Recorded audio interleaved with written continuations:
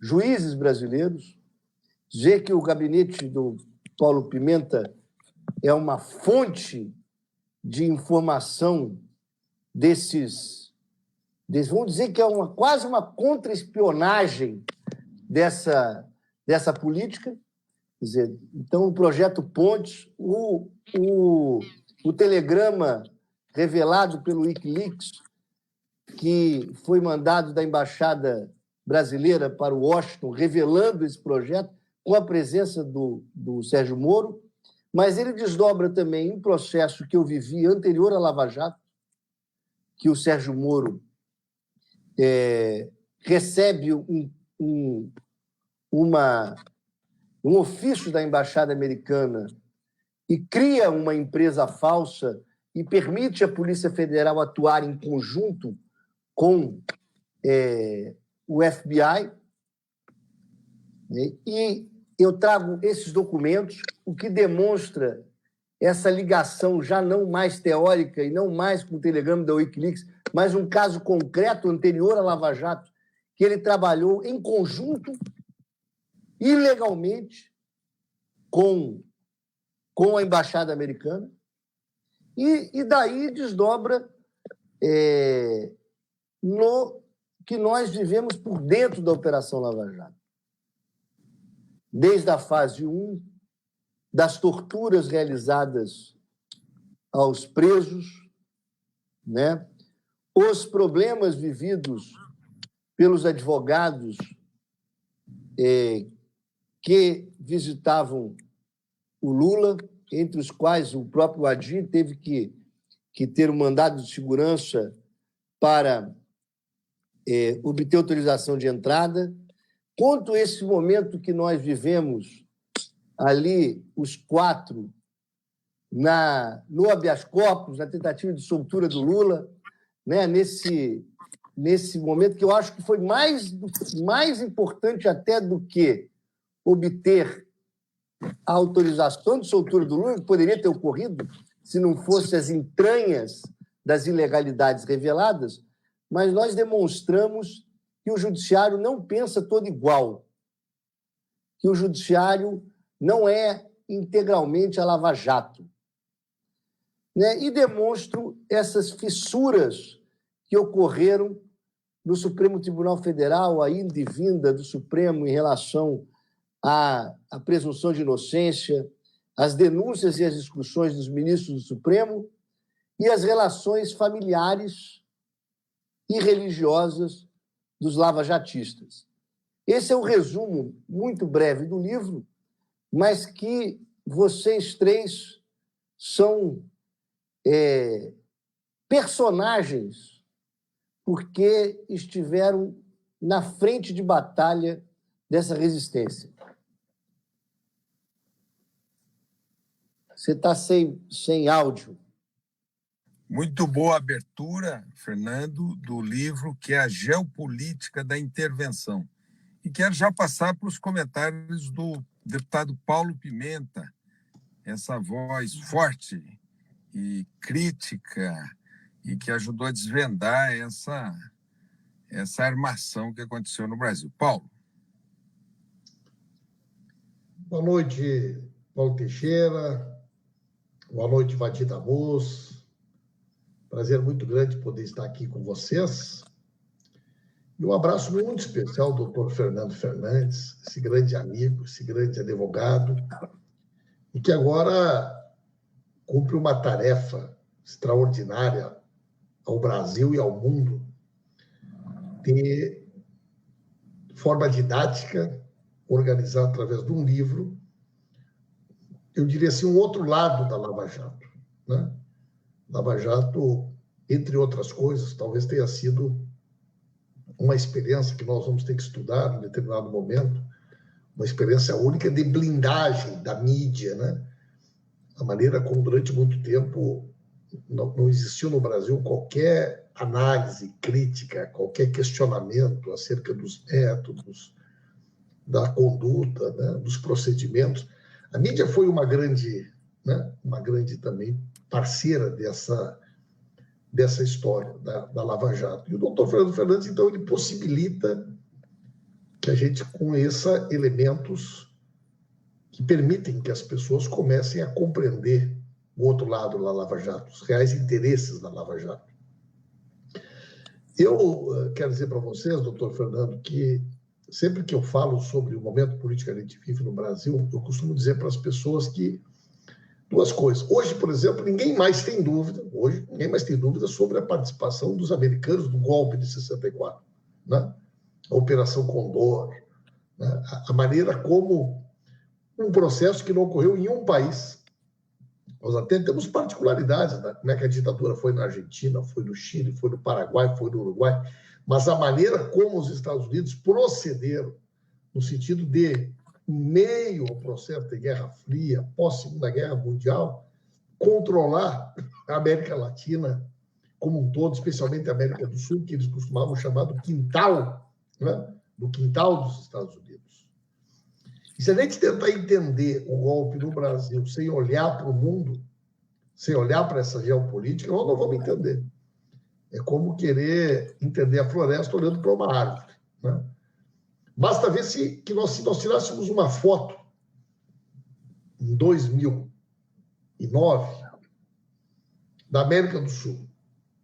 Nós íamos ver o Lula no Brasil, os Kirchner na Argentina, o Evo Morales na Bolívia, o Rafael Correa no Equador, o Mujica no Uruguai, a Bachelet lá no Chile, né? O Lugo esteve lá pelo Paraguai antes de ser caçado, né? O Chaves, o Maduro, quer dizer, nós tínhamos em toda a América do Sul e boa parte da América Central governos progressivos, governos nacionalistas. Se nós tirarmos uma foto hoje da América do Sul, o que nós vamos enxergar? Nós vamos enxergar uma Argentina tentando se recuperar, né? E agora, recentemente, tivemos a eleição da Bolívia. Agora, no mais, gente, ou eles ganharam a eleição, em larga medida, se utilizando de práticas do lawfare, ou teve golpe, como foi o caso, né, da própria Bolívia, do Paraguai, e não teve na Venezuela, porque não conseguiram. De certa maneira, eu sou daqueles que acreditam que, após a crise da bolha inflacionária dos Estados Unidos em 2008, e com o advento da descoberta do pré-sal, houve um processo acelerado de redefinição do papel geopolítico da América do Sul e da América Latina no mundo, né? Houve uma busca dos ativos do mercado financeiro internacional a capitais com mais nível de segurança, né? E vocês vejam o seguinte, a Venezuela tem a maior reserva de petróleo do planeta. O pré-sal trouxe o Brasil para um outro patamar. Nós temos mais de 26% da água doce do planeta. Nós somos um país riquíssimo, né? Nós somos uma das últimas fronteiras agrícolas do planeta, assim como a Argentina, como a América do Sul. Eu estava lendo uma reportagem esses dias, doutor Fernando, sobre a Bolívia. Quer dizer, a Bolívia detém 50% da reserva de lítio do planeta. E o lítio é o grande, né, o grande elemento da matéria-prima para a disputa do projeto futuro dos carros elétricos, das baterias dos carros elétricos, e a relação que existe entre a disputa pelo lítio e o golpe na Bolívia. Então, se a gente não olhar isso como um todo e não compreender a mudança de protagonismo, a mudança dos papéis, um papel que passa a ser exercido pelo Poder Judiciário, por setores do Ministério Público, pela grande mídia, por setores empresariais que se consorciaram para criar a Lava Jato, nós vamos ter dificuldade de entender. E um livro como esse, ele é uma ferramenta fundamental para que as pessoas possam, digamos assim, desacortinar, né? Enxergar o lado da Lava Jato, que não é a mídia que vai nos mostrar. Então, eu estou muito feliz, né? Espero que, tão logo passe essa pandemia, doutor Fernando, a gente possa promover grandes debates nas universidades, né? Nas câmaras de vereadores. Temos que viajar ao Brasil debatendo esse livro. Ele tem que ser uma ferramenta de conscientização, de formação política, e eu tenho certeza que a sua contribuição é inestimável e importantíssima para o país nesse momento, doutor Fernando. Muito bem, Paulo, obrigado. E agora passo a palavra para o nosso querido Vadi Damuz, esse brilhante advogado e brilhante parlamentar, e um brasileiro especialíssimo. Vadi, fala um pouco dessa relação. Veja, o Paulo Pimenta falou da América Latina, né? E eu me lembro daquela personagem do Guaidó, autoproclamado presidente, que foi, inclusive, recebido nos Estados Unidos. Os Estados Unidos o credenciou, né? E o embaixador deles como embaixador americano, da Venezuela nos Estados Unidos. E aqui, né, o próprio Bolsonaro, o Paulo, teve naquele episódio da Embaixada da Venezuela, né, que o governo brasileiro reconheceu aqueles representantes do Guaidó. Então, como é que foi essa máquina judicial, Vadi? Você que acompanhou de perto a Lava Jato. Bom, primeiramente, é bom aqui estar revendo os amigos. Estou aqui com 3 amigos, né, participando dessa transmissão. E a Lava Jato, ela, sem dúvida, ela será, como já está sendo, objeto aí das mais diversas abordagens, né? No plano acadêmico, na esfera jurídica, na história, né? Na geopolítica. E tudo aquilo que eu pude, sobretudo a época que eu ocupei uma cadeira lá na Câmara de Deputados com vocês, e vocês lembram, né? Nossos mandatos se dedicaram quase que exclusivamente naquele período a denunciar o que era a Lava Jato. A Lava Jato ela não é um ponto fora da curva, viu, Paulo? Eu não acho que a Lava Jato seja algo fora da curva, uma anormalidade. Não é, não. Né? A Lava Jato, ela tem uma urdidura, né? E o livro do Fernando consegue mostrar isso, assim como outros estudos, outros artigos, fora das fronteiras brasileiras, ou seja, ela é articulada pelo Departamento de Justiça norte-americano para cumprir um papel. Nós sabemos que os golpes hoje, eles não obedecem necessariamente àquele modelo, né, de 64 aqui no Brasil, de 73 no Chile, de 76 na Argentina, enfim. Eles hoje eles têm um outro modelo. Não há mais tanta necessidade assim de tanque na rua, de baionetas caladas apontadas para o povo. E nesse novo modelo, os sistemas de justiça têm um papel muito importante. A partir dessa concepção, né, que os estudiosos da ciência política chamam de lawfare, né, a utilização do direito como arma de guerra. Ou seja, ao invés de você apontar uma arma de verdade para o peito do adversário, você usa a lei, você usa o direito, você usa o sistema de justiça para obter, né, os mesmos resultados que você obteria com uma arma. Então, nós sabemos hoje, todos aqueles que estudam o fenômeno do estado de exceção apontam para o fato de que o estado de exceção não é mais excepcional, o estado de exceção tornou-se permanente. Excepcional tornou-se a regra antiga. Excepcional hoje aqui no Brasil é a Constituição. Excepcional é a Constituição. As leis de Curitiba é que são hoje a regra. E o Fernando disse bem, que eu concordo com ele quando ele diz que não é todo o judiciário, não é todo o Ministério Público que é lava-jateiro, que age dessa forma hostil ao ordenamento jurídico, à Constituição, ao Estado Democrático de Direito. Mas, Fernando, eu não tenho dúvida de que o sistema de justiça está hegemonizado pelo lava-jatismo. Né? A justiça eleitoral, o processo administrativo, o processo penal. Né? Nós vemos na atividade cotidiana da advocacia como o sistema de justiça foi hegemonizado pelo lava-jatismo. E o lava-jatismo ele vai sobreviver à Lava Jato. A Lava Jato pode estar no seu estertor. Já está sendo discutido aí lá no Procurador-Geral da República estaria tentando acabar com a Lava Jato já em janeiro do ano que vem. Não sei se vai conseguir. Mas o lava-jatismo vai prevalecer, vai sobreviver à Lava Jato. E acho que o Congresso Nacional vai ter um papel muito importante no sentido de redesenhar o sistema de justiça brasileiro. Nós temos que redesenhar isso. Isso é algo... Não há como falar em democracia com esse sistema de justiça que nós temos. Não há. Né, que encarcera 700 mil pessoas, o Ministério Público hipeремpoderado, né, como foi pela Constituição de 88, sem qualquer controle social, né, com juízes cada vez mais arbitrários, sem prestar contas a ninguém, com as exceções de praxe. Então, eu acho que o livro do Fernando ele se insere num contexto de um grande balanço histórico da Lava Jato, mas que não pode ficar só no balanço. Né? A Lava Jato ela integra, né, uma ação imperialista sobre o Brasil, sobre a América Latina. Não foi só o Lula, não foi só o Brasil alvo da Lava Jato. Né?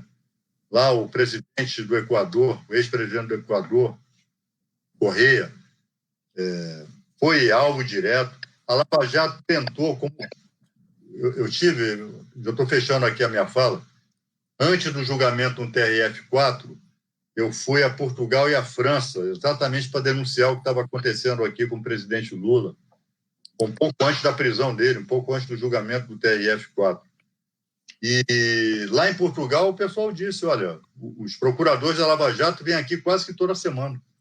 E eles vêm aqui para conversar com os partidos políticos. Eles estão tentando convencer a classe política da justeza de adequar o ordenamento jurídico de Portugal ao projeto lavajatista. Né? Então, é algo que extrapola a fronteira brasileira e foi um laboratório bem sucedido que o Departamento de Justiça plantou aqui no Brasil e em outros países da América Latina. Então, eu já tive a oportunidade de conversar com o Fernando, né, sobre o livro dele e acho que vai ser uma contribuição muito importante para esse grande balanço, né? Até porque o Fernando ele esteve na linha de frente nas entranhas da Lava Jato como advogado. Né? Ele foi advogado, o primeiro advogado lá do Paulo Roberto Costa, que foi o primeiro delator que acabou desdobrando essa monstruosidade que depois virou esse processo de delações, esse processo absolutamente que lembra os processos da ditadura, os doicódios, os Senimar, né? Eu sempre comparei a Lava Jato a isso. Então, o Fernando está de parabéns, é um livro que tem que ser lido. Né? Quem estiver nos vendo aqui, nos ouvindo e nos assistindo, recomendo vivamente a aquisição do livro e não tenho qualquer trato com o Fernando de royalties. Tá? Para deixar bem claro. Fazendo uma ressalva aqui, que o Paulo Roberto Costa fez delação premiada depois de eu soltá-lo e já não ser mais parte da defesa, para não haver confusões. Fernando, deixa eu te fazer 3 perguntinhas assim. A primeira sobre isso que o Vadir falou. Quer dizer, há uma mudança, então, dos golpes. Quer dizer, o golpe antigamente eram os golpes militares e agora os golpes são urdidos com alianças dentro do Poder Judiciário, não generalizando que todo o Poder Judiciário estaria envolvido nisso, mas parte dele. Em segundo lugar, você mencionou 2 ações que nós 4 aqui atuamos, que foi no habeas corpus do Lula, e você mencionou também da entrevista do Lula durante a campanha. Mas ambas decisões não foram cumpridas. Eu queria que você comentasse isso também. Né? Então, na verdade, eu falei 3, mas são 2 perguntas que eu queria fazer a você. E uma terceira que me lembrei, é sobre isso que o Vadir falou. A Lava Jato ela fez moda. E tem esse juiz do Rio de Janeiro, né? Que é quase que no desligamento do Sérgio Moro, ele assumiu, digamos, a nova cara da Lava Jato, que é esse juiz Bretas, do Rio de Janeiro. São essas 3 perguntas que eu queria fazer a você, Fernando. Eu acho que, para começar, eu acho o seguinte, o Vadir tem razão em um ponto fundamental, que nós temos que meditar. e que ele foi e que é um solo fértil para o lavajatismo. Qual? A nossa Constituição de 88, a linda Constituição de 88, que é o nascedouro do nosso regime democrático, aquele momento lindo visto nas fotos, os índios, os trabalhadores, etc. O único poder não democratizado foi o Poder Judiciário.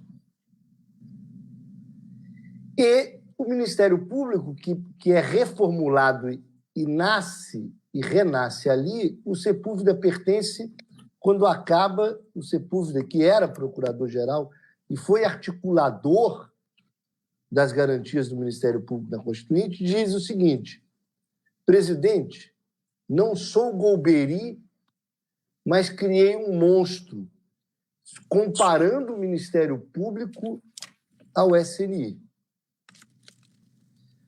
As garantias que foram dadas aos membros do Ministério Público e dos juízes, que seriam garantias, e são garantias boas do ponto de vista democrático, mas a falta de oxigenação do Poder Judiciário criou uma classe que foi uma classe fértil o distanciamento do povo brasileiro. E não é possível falar em recuperarmos o caminho da democratização se não tratarmos do Poder Judiciário e do Ministério Público.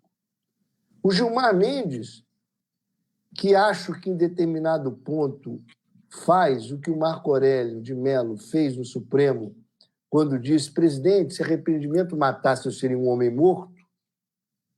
O Gilmar Mendes não faz isso verbalmente, mas o Gilmar Mendes nós passamos do livro em várias fases do Gilmar Mendes, desde o momento em que ele impede o Lula de assumir o ministério e, com isso, empurra ao fim do governo.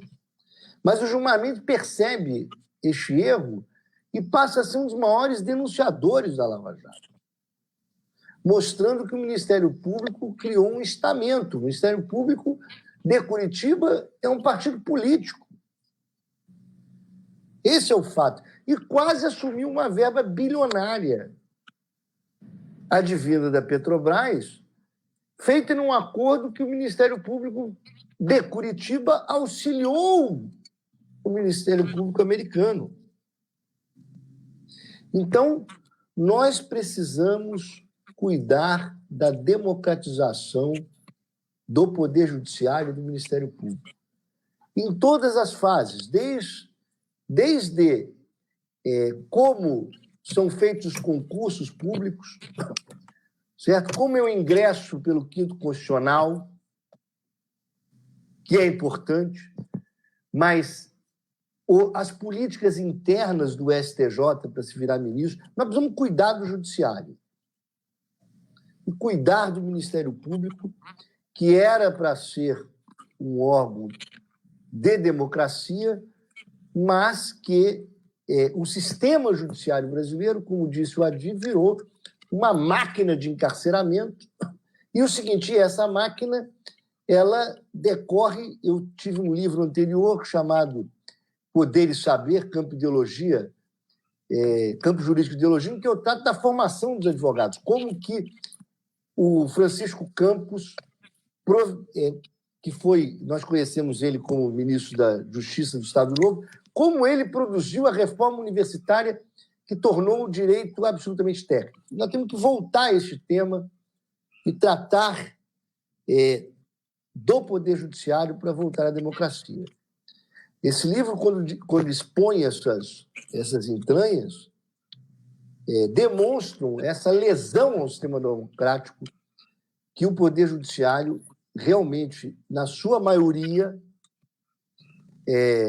está direcionado, inclusive no Supremo Tribunal Federal. Quer dizer, quais são os distanciamentos que o Supremo Tribunal Federal teve, desde prender senadores até permitir a prisão do Lula, no sentido de manipular a pauta do Supremo para que o habeas corpus do Lula fosse julgado e não as ADCs que foram concedidas depois, essas indas e vindas. Quer dizer, o Supremo exerceu um papel fundamental, ressalvando aqui os ministros que votaram contra, mas o fato é que, na sua maioria, o Supremo agiu por omissão dolosa, né? E acho que a questão do descumprimento dessas decisões, as duas que você se refere, primeiro a que nós obtivemos para soltar o Lula naquele domingo, que foi descumprida, foi a demonstração também de que essa força, essa coluna vertebral fraudulenta que eu demonstro no livro, da escolha dos embargadores, no caso do Lula e da Lava Jato, essa coluna vertebral fraudulenta, ela se faz poderosa e persegue, inclusive, os juízes que discordam dessa linha. Lembrar que os três aqui, o Adir, o Paulo Teixeira e o Paulo Pimenta, foram perseguidos em razão dessa decisão. Responderam a procedimentos internos por impetrar um habeas corpus, que qualquer um do povo pode impetrar. Então, gente, o descumprimento ocorrido lá, feito por um presidente de um tribunal ao final, que concede uma liminar para suspender a ordem de soltura. Primeiro o Moro, que estava de férias, depois o Gebran, que não era juiz porque estava em casa, mas, ao fim, é o presidente do tribunal. E o seguinte, o Fux, quando suspende a entrevista, também como presidente do tribunal, que era vice-presidente. Então, demonstra que é o seguinte, que, na verdade... E o processo do Lula... Veja só, eu tentei fazer um livro que traduza isso para quem não é advogado, e demonstra, inclusive, academicamente, como o Pedro Serrano, por exemplo, fala da exceção, como essas exceções da lei, na verdade, são um grande poder ditatorial hoje. Pedro Serrano tem um livro sobre isso.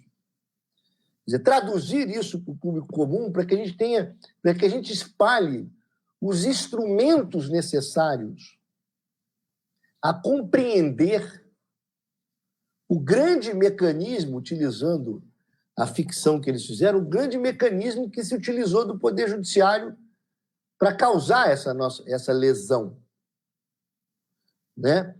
Ao expor essas entranhas.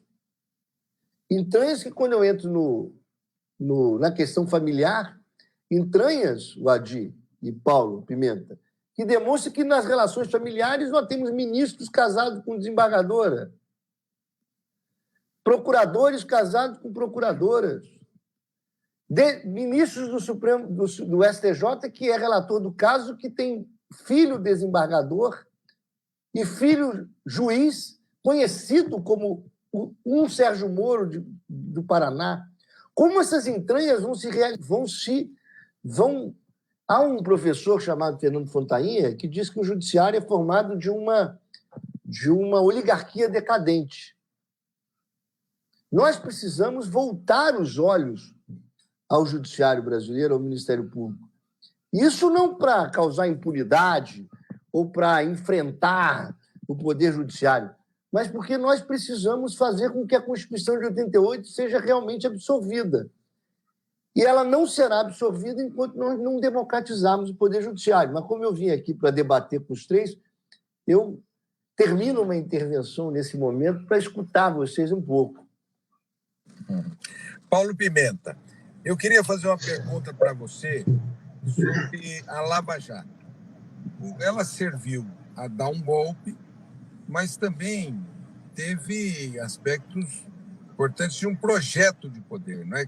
Constituiu um fundo de 2,5 bilhões surrupiados da Petrobras e um candidato à presidência da República que foi o Moro, que virou ministro, e depois ele, digamos assim, foi tirado do projeto de poder que ele se associou, que foi o Bolsonaro. Ele é responsável, corresponsável por essas 167 mil mortes que nós estamos vivendo hoje. Fala um pouco disso, Paulo, desse projeto de poder. Muito bem. Eu tenho a impressão, Paulo, que, de certa maneira, ainda nos faltam algumas peças para que esse quebra-cabeça possa ser compreendido na sua totalidade, né? E eu quero aqui, dialogando com a tua pergunta, falar de 2 episódios. Um que nós 3 tivemos participação, que foi quando nós fomos, no primeiro momento, ainda na época do Janot, até a PGR, e levamos uma farta documentação proveniente do Tacla Duran, mas também de outros documentos que, naquele momento, já demonstravam, doutor Fernando, aquilo que ele chamava, né, da panela de Curitiba, da máfia da Lava Jato, da máfia das delações, a maneira como operou um esquema que, do meu ponto de vista, o dinheiro maior não foi para conseguir as delações, o dinheiro maior foi para não ser delatado. Chegou um determinado momento que os delatores, os escritórios de advocacia, Lava Jato, eles criaram um mecanismo que o advogado delator procurava pessoas e dizia: olha, o meu cliente pode ter delatado ou pode não ter delatado. Tu está interessado em ser delatado ou tu quer, né, ajuste? Então, as contas bancárias, a troca de e-mails com o Carlos Fernando, as propostas da delação, a delação é um ato voluntário. Quer dizer, são coisas primárias. E a PGR simplesmente nunca deu bola. Depois nós voltamos, depois já voltamos com a Raquel Dodge em 3 oportunidades. E todos aqueles documentos, eles foram solenemente ignorados, como se jamais, né? Quer dizer, no mínimo, eles tinham que ter olhado e dizer: olha, não procede. Não, mas eles se negaram a olhar, né? A segunda questão, que do meu ponto de vista pode nos ajudar a entender esse quebra-cabeça, é essa decisão do ministro Lewandowski, que permite ao presidente Lula ter acesso ao acordo de leniência da Odebrecht e as correspondências e trocas de e-mail entre os procuradores da Lava Jato com os procuradores dos Estados Unidos e da Suíça, o que envolve o chamado acordo dos acionistas minoritários da Petrobras, né, nos Estados Unidos, da onde vem essa história aí do 2,5 bilhões, e que eu acredito que no acordo de leniência da Odebrecht também deve constar um outro fundo, que nunca apareceu. Quer dizer, nós hoje nós sabemos, e foi alugado um hotel em Brasília, e lá foram hospedados dezenas de executivos, e deste convescote, 77 executivos passaram a ser delatores. E por essa delação, receberão remuneração durante 15 anos. Profissão do cara, delator. E alguns desses delatores recebem mais de 100 mil reais por ano. Por mês. Mais de 100 mil reais por mês. O doutor Cristiano Zanin, em várias oportunidades, relata que ele questionou delatores e eles não sabem o que tem na delação. Então, eu tenho a impressão, Paulo, que na medida que a gente tiver acesso a esses documentos, nós vamos entender melhor esse mecanismo, a colaboração, os favores, né? A informação, por exemplo, de que haviam procuradores americanos nesse hotel durante esse acordo com a Odebrecht. O próprio senador Delcídio do Amaral, na época, citou a sua estranheza quando foi prestar um depoimento e tinham americanos na sala. O próprio Paulo Roberto e outros relataram em depoimentos que prestaram no Rio de Janeiro que tinham americanos. Mas quem eram essas pessoas? A maneira como isso foi escondido das autoridades brasileiras, quer dizer, que tipo de colaboração a Lava Jato estabeleceu com os Estados Unidos, como foram remunerados alguns nomes estão no livro. Sim, mas os detalhes disso tudo, né?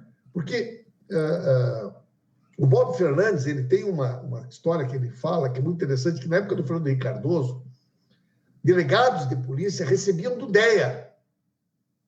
Recebiam na conta bancária. Também está aqui. Do DEA. Né? Ó, também está aqui, ó. Sim. Quer dizer, então, os americanos, eles têm uma história de remunerar. Então, qual foi a maneira como eles acharam para remunerar os juízes e procuradores? Será que foi via esse fundo? O Carlos Fernando, quando se aposenta, vai com a ideia de ser o presidente da fundação que ia gerenciar o fundo. As palestras. O doutor Fernando, a maneira como o Conselho Nacional do Ministério Público, o Conselho Nacional de Justiça, se acovardou diante das denúncias sobre as palestras, sobre a maneira como as palestras foram remuneradas, tanto do Judiciário como do Ministério Público. Como é que eles conseguiram interpretar que essas palestras que eles davam para os bancos eram análogas àquilo que está previsto na Constituição, que é atividade acadêmica ou de magistério? É necessário também investigar hoje os pareceres que o Sérgio Moro dará agora na sua recém-advocacia, hein? O Carlos Fernando se tornou agora um advogado especializado em compliance e presta serviço para as empresas que ele investigou. E ele detém um conjunto de informações privilegiadas que ninguém tem. Como eles mesmos dizem, tem uma farta. Nós não conhecemos, a justiça brasileira não conhece, o Brasil não conhece. O que eles disseram para os americanos? O Carlos Fernando sabe e vai prestar consultoria e assessoria jurídica para as empresas que foram investigadas.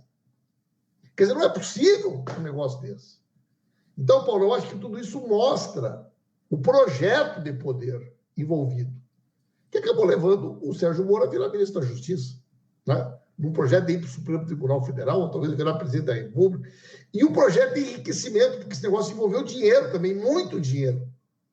Porque os interesses de boa parte daqueles procuradores era enriquecer, e muitos deles enriqueceram, e ganharam muito dinheiro, assim como escritórios de advocacia, nesses acordos que o senhor fala, escritório, que o advogado é irmão do procurador, que liberou o dinheiro do delator para pagar um advogado que era o irmão dele, né? Então, isso aí é um conjunto de escândalos, mas que aos poucos, né, eles vão sendo desvendados, e eu acho que o livro tem uma contribuição extraordinária para isso. Vadi, você e o Paulo Pimenta estiveram na Espanha com o Tacla Duran. E ele queria falar. E outro dia eu encontrei num recinto de Brasília o próprio Daltan Dallagnol. E eu, então, o surpreendi. Falei, Daltan, e ele veio para o meu lado, todo sorridente. Eu falei, por que você não ouve o Tacla Duran? Ele falou, porque a gente não sabe onde ele está. Eu falei, mas o Paulo Pimenta e o Vadi estiveram com ele recentemente. Ele disse, isso aí é um problema que a justiça tem que resolver. Eu falei, mas nós todos queremos colaborar com a justiça. Então, me conta duas coisas assim. Por que eles não ouviram o Tacla Duran?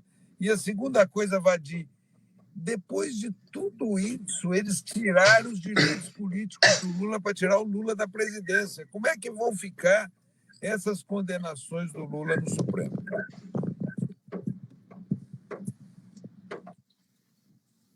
Olha, Paulo, nós, quando estava ali se organizando a defesa do presidente Lula, eram toneladas, rapaz, de documentos, de peças, de anexos, disso e daquilo, que tinham que ser... O Ministério Público conta o Estado, né? Conta um batalhão de assessoria. Um escritório de advocacia, por melhor aparelhado que seja, o Fernando pode confirmar o que eu estou dizendo, tem imensas dificuldades para digerir aquele caudal, né, de tudo, vídeos, áudios, documentos, atas, enfim. E nessas pesquisas, Paulo,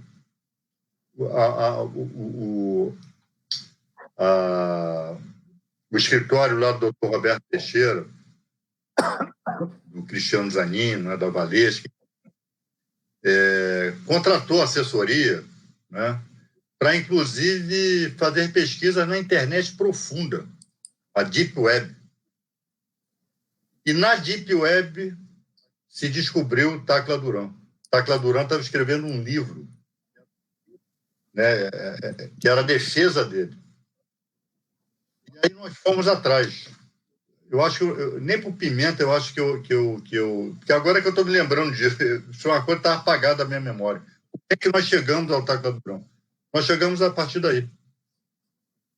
Aí eu entrei em contato com uma irmã dele, mora aqui no Brasil.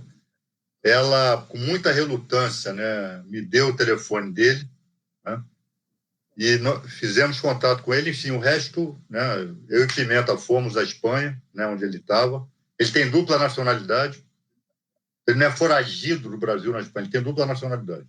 Ele é espanhol também. A mãe dele, o pai dele, um dos dois é espanhol, os dois são, enfim.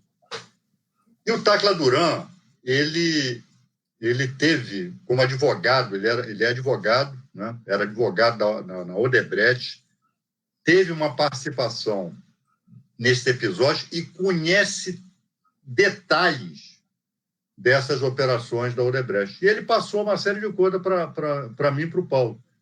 O negócio do sistema Drowsys e MyWebDay, né, que estavam violados. Ele provava, olha, isso aqui, ó, o documento original é isso aqui. Olha como é que está aqui adulterado, né? E com base nisso eles condenaram muita gente. Com base no MyWebDay e no Drowsys, o ministro Lewandowski, né, que aliás aqui abra-se um parênteses, né? O ministro Lewandowski honra a toga. O ministro Lewandowski, ele é um exemplo de magistrado que tem que ser enaltecido, né? Eu tenho um profundo orgulho, né? Nós sentamos tanto o pau no sistema de justiça, mas está aí uma das exceções, né? Concedeu monocraticamente. Determinou a lava-jatice, né, lá de Curitiba, que sem mais expedientes espúrios, entregue essa prova à defesa do presidente Lula, né? Além do que, lembrando de novo aqui, concedeu as entrevistas, mandou conceder as entrevistas. Então, enfim. E o que o Tacla Duran, por que a Lava Jato não queria ouvi-lo? Fez de tudo, né, para que ele não fosse ouvido aqui. Ele mostra que havia tráfico de influência lá em Curitiba. Ele mostrou para nós. Está tudo documentado. Nós levamos isso para a doutora Raquel Dodge, que pegou o que nós levamos e botou dentro da gaveta. Deve estar lá jogado até hoje, né? Mostra claramente tráfico de influência no âmbito da Lava Jato. Ou corrupção, né? É. Ou chamando outro nome, corrupção. Está lá. É só ele ser ouvido. Ele foi arrolado pela defesa do presidente Lula. E num claro e já inusual expediente, cerceamento ao direito de defesa, foi recusada a oitiva dele. Porque Moro tem medo, Dallagnol tem medo, Carlos Fernando tem medo, todos eles têm medo. Todos eles têm medo. Então, e agora que o Tacla Duran, eu não sei como é que está isso, mas há 2, 3 meses atrás, o que saiu no noticiário é que ele estaria negociando uma delação, né, com o procurador-geral Augusto Aras. Eu não sei como é que está isso, né? E só sei que, por informação de bastidores, que a Lava Jato estava se movimentando para o Aras ser demovido dessa ideia, né? Que o Tacla Duran não tinha que ser ouvido coisa nenhuma, que não podia ser aceito como delator, né? Então, Paulo, na verdade, o Tacla Duran é um arquivo vivo, e é por isso que ele saiu do Brasil, né? Até porque não só ele tinha medo não só de ser preso arbitrariamente, como temia risco de morte, temia atentados à sua integridade física, né? Por isso ele está lá em Madrid, ele mora em Madrid, enfim. Então, é aquilo que nós estamos dizendo aqui, eu disse no começo, essa contribuição do Fernando, essas contribuições sobre as entranhas da Lava Jato, elas vão cumprir um papel muito importante, muito importante.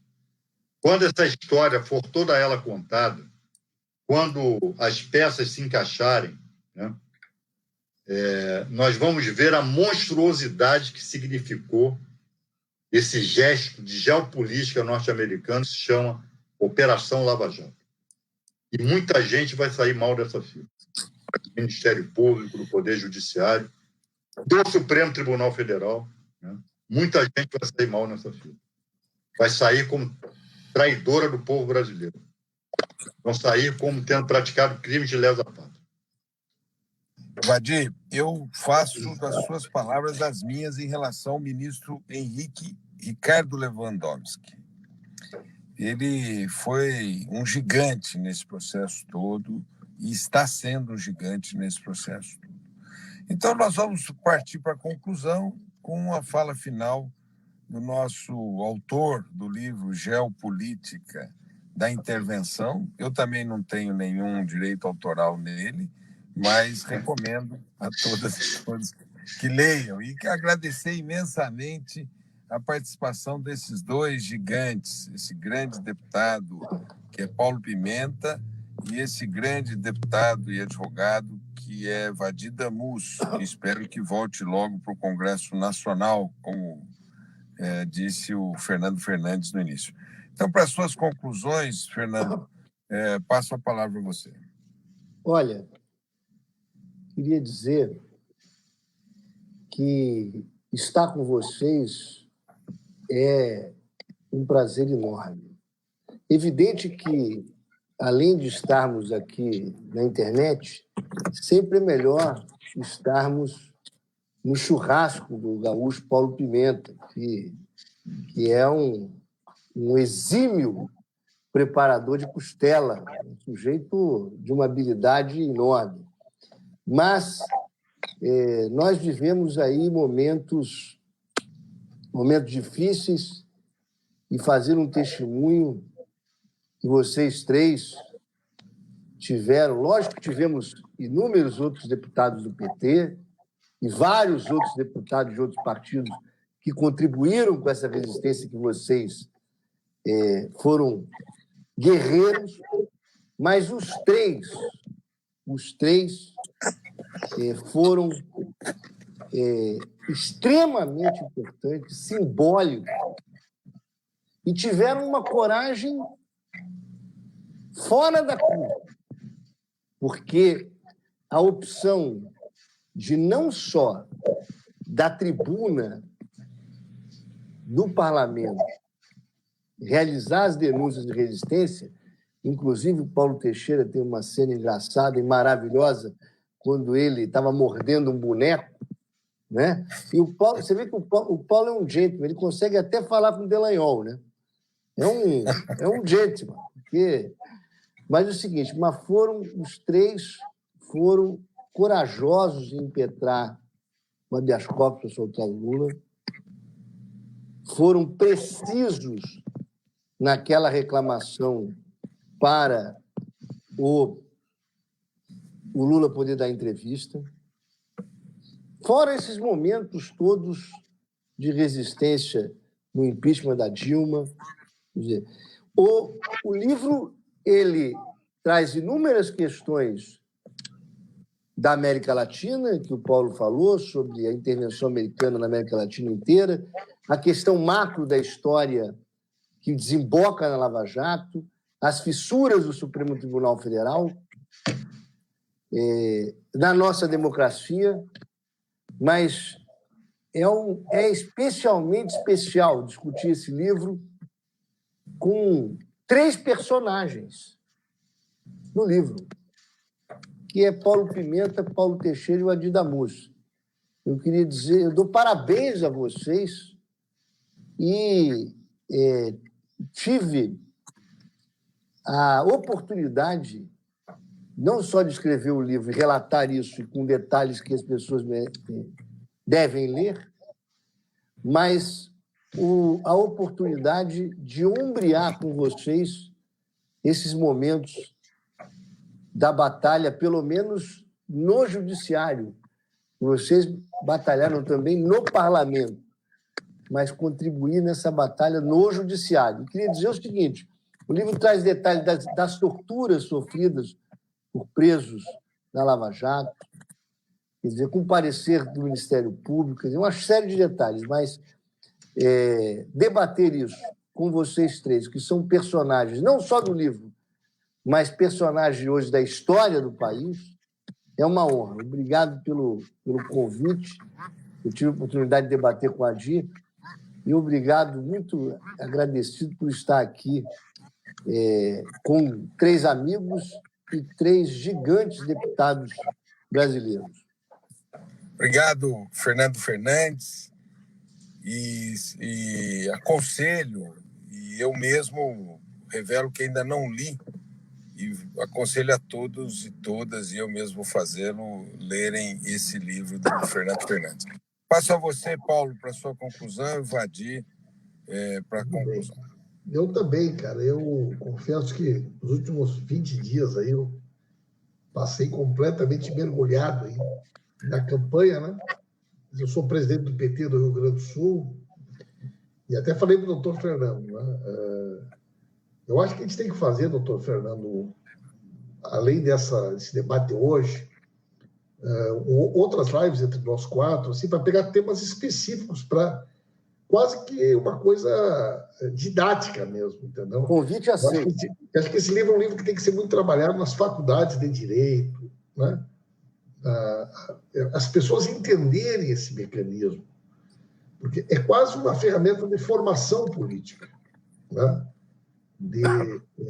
É um instrumento que possibilita uma leitura da geopolítica, como o próprio título do livro diz, né? E o livro, ele se inscreve, né, nesses livros que nesse último período têm sido indispensáveis, né, como a questão da guerra híbrida, né? Quer dizer, alguns livros que são fundamentais para a gente entender o que está acontecendo, para compreender. Até porque, do meu ponto de vista, ainda tem muita coisa para a gente debater, né? Enquanto o Supremo Tribunal Federal, enquanto não julgar o habeas da suspeição do Moro, ele não encerra esse capítulo, né? E vocês três são advogados ou não, agora, quer dizer, é complicado esse negócio, que não existe um prazo, não existe uma previsão, quer dizer, todo mundo pergunta para a gente, tá, mas um dia vai ser julgado, sei lá eu se vai ser julgado lá. Não tem um mecanismo que possa ser acionado para que esse julgamento aconteça. As pessoas perguntam muito para a gente sobre isso. Eu estou curioso para ver se essa decisão do Lewandowski ela vai ser cumprida, ou se eles vão tentar algum mecanismo, como já fizeram em outras oportunidades, de um outro ministro, de alguma forma, atalhar e suspender a decisão do Lewandowski, porque a Lava Jato tem pavor da possibilidade de que essa documentação seja conhecida, especialmente as trocas de e-mail e correspondências dos procuradores com os Estados Unidos, né, e com a Suíça. Não sei qual é o prazo que o Lewandowski estabeleceu, né, mas até agora não tem informação de se já foi cumprida essa decisão, né? E me coloco à disposição também de vocês para que a gente possa continuar debatendo. E o senhor é uma figura extraordinária para nós, doutor Fernando. Está de parabéns por essa iniciativa e vamos ter outras oportunidades aí de retomar esse debate. Eu agradeço e me permite só uma parte antes de eu passar a palavra ao Adir. Essa questão do prazo é uma questão que o parlamento precisa se dedicar. Porque, por exemplo, o Fux suspendeu o juiz de garantias e está lá, parado. Se uma medida provisória tem prazo, nós deveríamos... O auxílio moradia, há quantos anos está lá por uma liminar do Fux, o juiz recebeu? O parlamento precisa impor limites a isso. Claro. Inclusive, é uma iniciativa minha. Esse juiz de garantias, ele suspendeu e fica sem análise do Supremo. Nós precisamos analisar. E gostaria de... O Paulo saiu um pouco. Que nós pudéssemos também inaugurar um período. Nós pudéssemos inaugurar esse período de discussão do judiciário. Passo, então, para as conclusões do Vadi, agradecendo muito ao Paulo Pimenta por ter participado. Vadi, é com você. Bom, pessoal, foi muito bom estar aqui com vocês. Eu já li boa parte do livro do Fernando, já tive a oportunidade de debater com ele algumas questões, alguns aspectos ali que... Vadi, eu pelo menos não estou conseguindo te escutar. Estamos escutando. Tá normal, tá Vocês estão normal. escutando, Vadi? Tá normal. Tá? E tive a oportunidade de ler, né, partes substanciais do livro, enfim. E, mais uma vez, reitero os parabéns aí para ele, né, por essa iniciativa que é tão importante. No final das contas, Paulo, prazo é só para advogado, né? Ai do advogado que não cumprir prazo. Né? Ai do advogado que não cumprir prazo. Então, prazo é só para advogado. Juiz faz o que bem entende, Fux senta lá em cima do processo, né? Porque ele não gosta, né? Ele não gosta do juiz de garantias, então ele dá a liminar e senta em cima. É assim, né? Dá o auxílio moradia, liminar, um gasto de bilhões para o erário e depois senta em cima. Isso é... E, de fato, nós temos que ver isso. O Congresso Nacional tem que ver isso. É isso que eu estou dizendo. O sistema de justiça brasileiro tem que ser redesenhado. Ministério Público, Poder Judiciário, né, Polícia Federal, isso aí tem que ser tudo redesenhado. Não pode ficar como está. Essa autonomia exacerbada que eles têm atenta contra qualquer ideia de Estado Democrático de Direito. Eles são um aparelho de Estado que se voltaram contra a democracia e se voltaram contra os interesses populares. Enfim, pessoal, estou com saudade de vocês, né? Depois da vacina eu dou um pulo aí. Depois da vacina, churrasco do Pimenta. Muito Churrasco obrigado, do Pimenta. Vadi. Pimenta tá devendo. Obrigado, Paulinho, pelo convite. Aquele javali. Isso. Tem que revelar todos aqui, ó. Muito obrigado, Vadi. O Pimenta é um churrasqueiro espetacular. Doutor Fernando, o Vadi é grupo de risco, tem que esperar passar bem esse negócio todo aí. Tá certo, eu sei. Obrigado pela participação de vocês e peço desculpa pelos problemas técnicos que eu tive aqui nessa transmissão por uma urgência que eu tive que atender. Um grande abraço para vocês, muito obrigado e obrigado a todas e todos que participaram dessa transmissão. Um abraço, Vadi Damus, um abraço, Fernando Fernandes, um abraço, Paulo Pimenta. Obrigado por essa live. Vamos repeti-la em outros canais. Um grande abraço.